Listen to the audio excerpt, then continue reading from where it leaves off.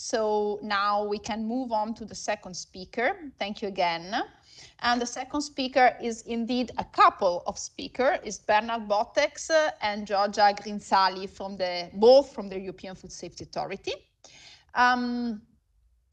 Bernard is a team leader in the Knowledge, Innovation and Partnership Management Unit. So he's definitely an expert in leading the emerging risk identification and all the analysis activities related to crisis and outbreaks, while Giorgia is a national seconded expert, and she is also involved in crisis preparedness, identification of emerging risk, and tackled outbreaks, crisis. She has worked in the Hellenic Food Safety Authority in Greece, and she was also appointed a special advisor and head of the cabinet of the General Secretary for Public Health at the Greek Ministry of Health.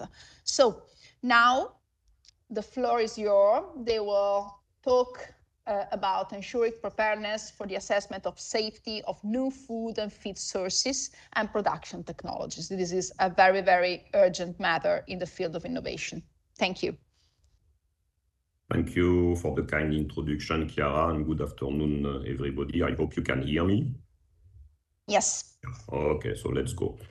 So thanks a lot again. The purpose of the presentation I will give with my colleague Giorgia is to illustrate a bit how EFSA is trying to be prepared as early as possible for whatever may come up in terms of new food feed sources and production techniques. So the overall issue is how can we anticipate what may come on the table of EFSA before we just receive the mandate from TAKIS with a novel food application. That's mostly that's the general idea. Trying to see, yes. So to do that, we have historically we have had a mandate given to EFSA by the EU General Food Law, which is also the EFSA funding regulation, about the responsibility for EFSA to identify and analyze possible emerging risks falling under its remit of activity. So food safety, feed safety, plant health, animal health, and environmental issues when connected to one of those four areas. And beginning of 2022, we expanded this mandate to environmental scanning and strategic option definition. So we are looking not only at specific emerging risks that may come up, but also at broader issues, upcoming policy developments, not only in the European Union, but outside of Europe, trends, weak signals that may be relevant for EFSA and that may result in modifying the work program of EFSA. So we try to identify gaps and opportunities for EFSA activities and to whatever may contribute to the definition of EFSA working agenda and the long-term strategy of EFSA. So that's the theory. Now, if we look a bit into more specific, so when we deal with risk assessment, EFSA is collecting what we call the known known. So all the information that we are and the evidence that we can collect around a certain topic. And that's what we use for our assessment. When we look at the information available, it may happen that we identify some gaps, some uncertainties, and that's the known unknown. So we know that we miss some information to come to a level of conclusion that is satisfactory from an uncertainty point of view. And that's the development part of the work of EFSA. So we invest on how to make use of the new assessment methods in our risk assessment, for example. Then there are the unknown knowns. So information that is available out there, but that EFSA is not aware of. So this is solved by partnering, by developing strategic partnerships with a number of bodies in Europe and across the world. And also it's about knowledge organization. So make sure that the information available is available somewhere and organized in such a way that it's easily retrievable for the purpose of our assessment. And then comes the little box on the bottom right, which is what the environmental scanning process is trying to deal with, which is the unknown unknown. So it's information and gaps we are unaware of. In other words, we are looking for something, but we don't know what. So you can imagine a bit the challenge in a unit with a limited size. So how do we do that? So what we try is to set up a net system, so across the world, and to collect signals, so emerging risk, threats, opportunities, innovations, disruptions. I was mentioning also policy developments aspects. So we want to connect with all partners interested in this activity who can help us capturing this type of signals information so that we can analyze it afterwards. So when I say who can bring those type of topics to our attention, it's of course the EFSA units themselves. So you see the no unit in the center at the interconnection with the chief scientist office, but with also the scientific units all across EFSA, and with NREL, which is the unit dealing with the partnership, the connection with the member states, the international organizations, etc. in EFSA. Then we rely on the member states' competent authorities in Europe, the EFTA countries, again, all regulatory organization dealing with emerging risk identification and horizon scanning across the world. So we have, you see the colored countries, those are the countries with whom we have some partnership agreements, from informal to well-established, to collect this type of information. Then we work, of course, with international organizations like the FAO, like WHO, the group on the microbiological food safety liaison group and the chemical food safety liaison group, and obviously with the European Commission colleagues and with the other EU agencies of the European Union. And last but not least, we also collect signals from the various stakeholders. So we have a stakeholder forum and a specific group on stakeholder discussion group on emerging risks that helps us to identify the topics. So once we have gathered an issue, we analyze whether the issue that is brought to our attention is actually already covered by the current EFSA strategy and by the various EFSA work programs. If no, then we will analyze whether the topic is relevant for EFSA further consideration. And if yes, we will activate all our partners across the world, trying to identify whether they are working already on this topic, in which direction they are working and how advanced they are.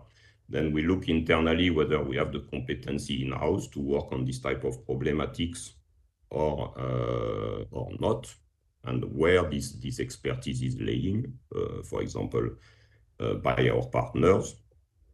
And last but not least, also, if the thematic is actually something relevant for regulatory assessment. So one difference between EFSA and the academic world is that we are dealing with regulatory assessment. So for example, when it comes to methodologies, we want something that is internationally agreed and recognized, because we don't want our assessments to be questioned as soon as they are published. And all this information is brought to the knowledge, the consideration of EFSA's management, who then decides whether to embark on an activity or not, and what level of priority it should be given. So that's very briefly the system we have in place. Now, coming back to the topic of today, which is about new food sources and production techniques. So we are more here we are between environmental scanning and emerging risk. So for the emerging risk system, it's a bit the same model as we had as the one I introduced before. We rely on two main groups, the ERN, the Emerging Risk Exchange Network, which is composed of member states, competent authorities, and the European Commission, and some international partners. And then we have the group, the stakeholder discussion group on emerging risks, so composed of food industry, NGOs, consumer organizations, etc. And those two groups are on the one hand, bringing some issues for our consideration, but are also assessing those potential emerging issues, whether they constitute an emerging risk and why. And we use also ARN to get an advice about what should be an appropriate follow-up when we identify an emerging risk. Okay. Now, the orange bullets, so this is kind of passive way of getting some emerging issues brought to our attention. And what we did in the previous years is to set up a number of projects in specific areas of interest for us, like emerging chemical, that's like circular economy, food fraud, food supplements.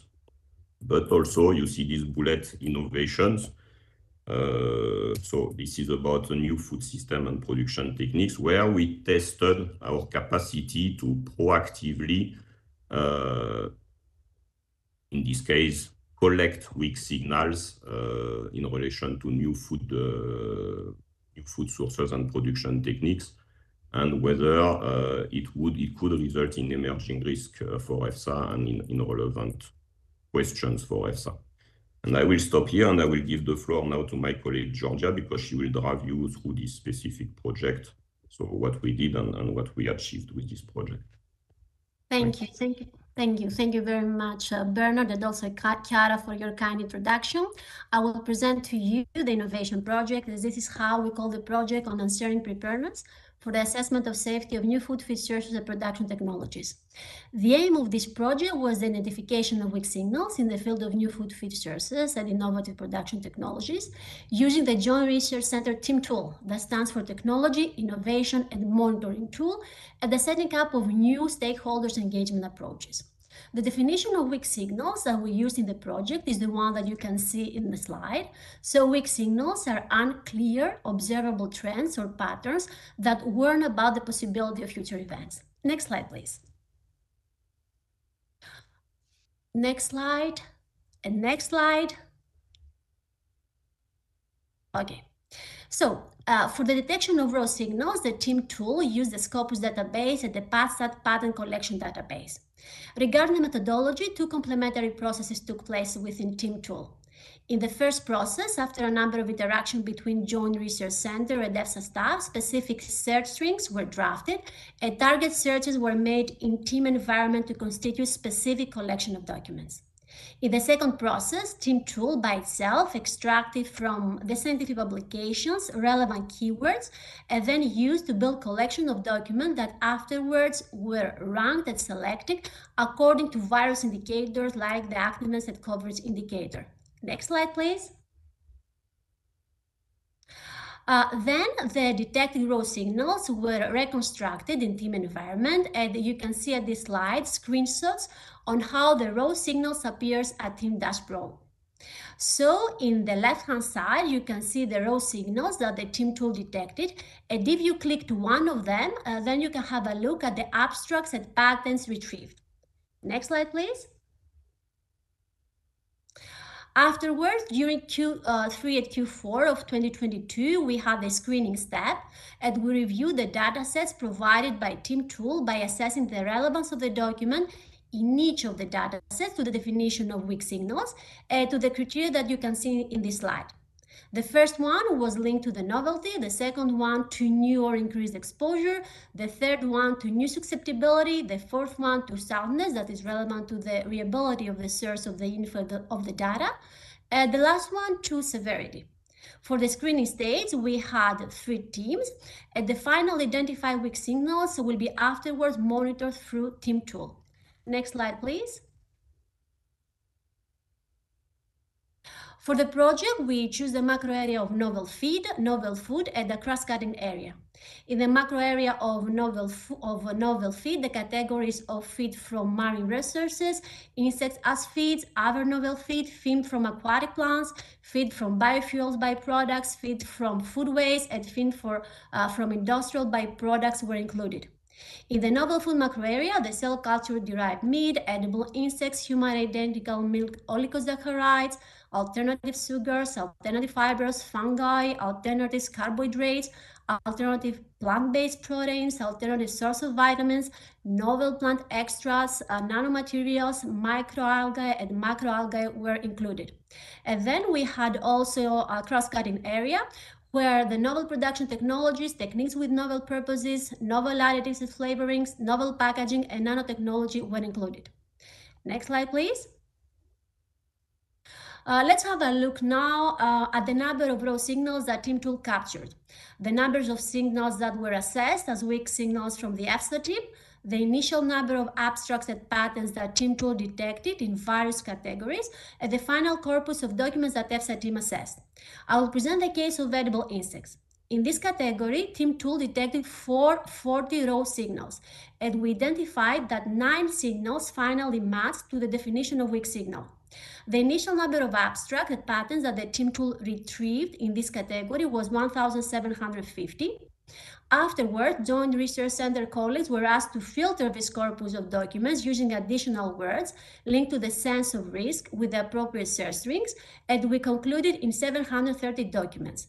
And then it was decided to assess abstracts and patterns that were published in the period between 2018 and 2022, and we finally reached the number of 337 abstracts and patents to be assessed by the EFSA team of scientists. The same steps were followed also for the other categories. Next slide, please. We proceed now to the engagement event of the innovation project that was the Future Food Fit Lab that took place in March 2023 in Milan. Its objective was to assess whether the identified weak signals within the project were indeed weak signals for the stakeholders that participate in the event, and also to assess the methodology followed in the project.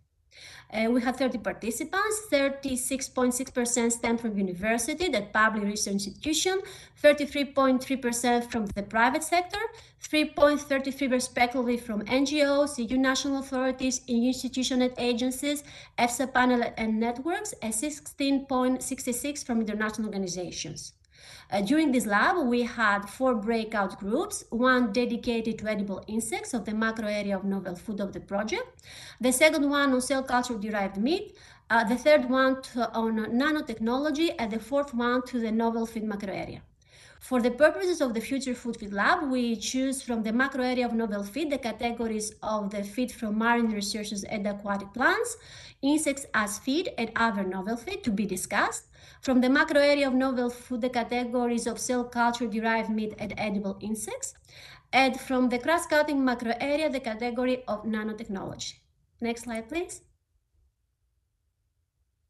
In the category of cell culture derived meat within the project, 3 weak signals were identified linked to scaffolding structures, stem cells, and nanosensors. The participants of the group agreed that the scaffolding structures and the stem cells can be considered as weak signals, but this was not the case of the integration of nanosensors in the bioprocess of cell culture meat, that it was characterized as an outlier. Scaffolding structures can be contaminated by non-food safe chemical solvents or may include other non-food safe components used for scaffolding polymerization. Issues of chemical and physiochemical behavior of scaffolds during food processing and the safety issues that synthetic scaffold may pose via migrations were discussed. In the case of stem cells, the proliferation of them in culture for many population doublings could lead to the accumulation of genomic alterations, and problems can appear also associated with cell lines derived from some cells, including genetic instability and phenotypic drift. Issues of genetic stability of the cell lines, the use of chemical substances to check and regulate cell growth, and the possibility that some cells after genetic drifting may produce components with the toxigenic potential were raised. Next slide, please. In the case of integration of nanosensors in the bioprocess of cell culture derived meat, these integrations ease the quality assessment throughout the food supply chain, but the potential of food safety risks stemmed from the maintenance of nanosensors in the final product. And this is something that should be investigated. The participants declared not being familiar with this element, and none of the companies represented in this group declared using nanosensors in the production of cell culture derived meat. But this issue can be relevant for future foods. Additional weak signals by the group, identified by the group, were linked to outflow of byproducts from the bioreactors during culturing, for example, ammonia, micronutrients and factors involved in their data bioavailability, culture ingredients, for example, serum replacers, other input materials such as components with antibiotic activity. Also, there are possible risks connecting to upscaling and recycling of input materials. And last but not least, co-culturing. Next slide, please. Now we go to the category of edible insects. In this category, we have concluded to 9 weak signals in terms of species, and more specifically, Gondbrasia bellina for microbiological contamination, allergenicity issues and aflatoxins, Gryllus bimalucatus for allergenicity and microbial contamination, Musca domestica for microbial contamination and its contribution to the global spread of pathogenic resistant bacteria, Ruspolia differens for microbial contamination and allergenicity, Schistochera gregaria for allergenicity issues. Next slide, please. Zophobas atratus for microbial contamination and allergenicity issues, Henicus vuelani for the presence of saponins, oxalates, and tannins, Proatetia brevitarsis for the presence of alkaloids, and Zophobas morio for polystyrene biodegradation. Please, can you turn to the previous slide? Thank you. The participants of the breakout group noted that all identified weak signals were concrete insect specifics, which were not relevant for them. The weak signals for the member of this group were rather the hazards that the insect might have on human health. They suggesting the following weak signals: consumption of plastic material by insect, anti-nutrient specific metabolites, and antimicrobial resistant. Additional weak signals that were identified during the discussion were genetically modified insects, very few articles we have on this topic, veterinary medicines. No veterinary medicines have been approved for edible insects for the moment. Their presence in edible insects may come via the feed and may pose a risk for human health, or lack of approved veterinary medicines for edible insects may lead to disease. And also we have as a weak signal innovative feed that may impact on hazard profile of edible insects. Next slide, please. There we go also to the next slide. Okay, now we're in the category of nanotechnology. In this category, the first weak signal identified within the project was linked to nanowarming.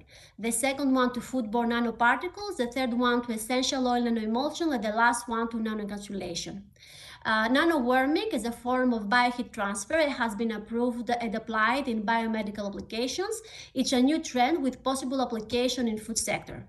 The participants in this specific breakout group agreed that this is a weak signal and there is limited knowledge in this area. Regarding foodborne nanoparticles, the research activities in the foodborne nanostructures that arise during natural food processing to characterize their chemical composition and the formation mechanism are limited, and there are gaps in the current knowledge. The participants agreed that it's also a weak signal, and they noted that there is a misinterpretation of the definition. Regarding the essential nanoemulsions, in general, they are increasingly used in the food sector due to their antimicrobial properties. It could be considered as weak signal due to the increased exposure of a number of botanicals like cinnamon, rosemary, etc., some of which may contain components that may be genotoxic and or carcinogens. The participants agreed that it's also a weak signal, so they commented that companies need to take into account safety consideration such as bioavailability and toxic effects when determining functionality. Next slide, please. Regarding nanoencapsulation, the increased use of this technology may require new consideration on exposure and nanospecific assessment. The breakout group concluded that encapsulation is a weak signal indeed, but they questioned the specific definition of nanoencapsulation used as there are various definitions. Additional weak signals that the group identified were linked to the perinatal exposure to foodborne organic nanoparticles and the prevalence of unlabeled nanomaterials. Next slide, please. Now we go to the novel feed macro area. So the first weak signal identified in this macro area was linked to the high dietary level of wheat gluten that can have negative impact on the intestinal and liver health of salmon. The second one to undesirable substances in novel feed, and the third one to the cultivation of microalgal biomass and waste nutrients and use of the result on microalgae crops as feed source for aquaculture industries or animal production. The participants of the breakout group agreed that the high dietary level of wheat gluten is indeed a weak signal when applied to a specific subcategory, for example, fish, while it would not be a weak signal for the other subcategories because of the extensive relevant knowledge. In the case, though, of undesirable substances in novel feed, the cultivation of microalgal biomass and waste nutrients, they were not considered as weak signals by the members of the group since they are very well known. An additional weak signal that was identified during the discussion was linked to the availability of phosphorus for production of new and innovative feeding ingredients. Next slide, please. And the next slide. Regarding the feedback on the methodology used in the project, the participants for the breakout groups mentioned that the methodology offers centralized access to a large amount of data, but it is very resource intensive to screen the results, and it was considered that the input to detect signals was highly specific. It was commented that more additional source information should be considered, for example, market information, early research, media, and that TIM tool is a useful tool to detect gray and unknown weak signals assisted by manual literature search. Moreover, some participants of the breakout group stated that time is of essence, and publications or pattern may come after years of research and development to identify weak signals, and it may be too late, and additionally that human intervention may bring subjectivity. Also, there were some comments that the methodology used in the project is not sensitive enough to detect emerging unknowns, and finally there were some recommendations and suggestions. Some participants suggested that there should be focus of the TIM tool on innovation in other areas, also like medicine and cosmetics, and investigate whether there are applications related to food area too, and that the engagement with industry and authorities to a higher level to analyze and validate results, as well as identify gaps, would be very beneficial. Next slide, please. Regarding the follow-up action of the project, the outcome of the discussion of the breakout group on cell culture-derived meat fed the discussion of EFSA scientific colloquium on cell culture-derived foods and food ingredients that took place in Brussels in May 2023. Additionally, the weak signals in the area of nanotechnology were communicated within EFSA nanogroup, and the project was presented to the Emerging Risks Exchange Network and the Stakeholder Discussion Group on Emerging Risks. And now we are investigating within our team for the future the creation of a community of knowledge in the area of new food sources and innovative production technologies with the relevant stakeholders. I would like to thank you very much for your patience, but before ending, I would like to thank for the contribution to the innovation project from EFSA, Irene Kulura, Ermolos Ververis, Chiara Stuto, Michela Ardigione, Roberta Giarneccia, I hope that I pronounced correctly her surname, Max Blanc, Martina Ricardo, Bernard Botex, and from Joint Research Center, Olivier Houlard. Thank you very much.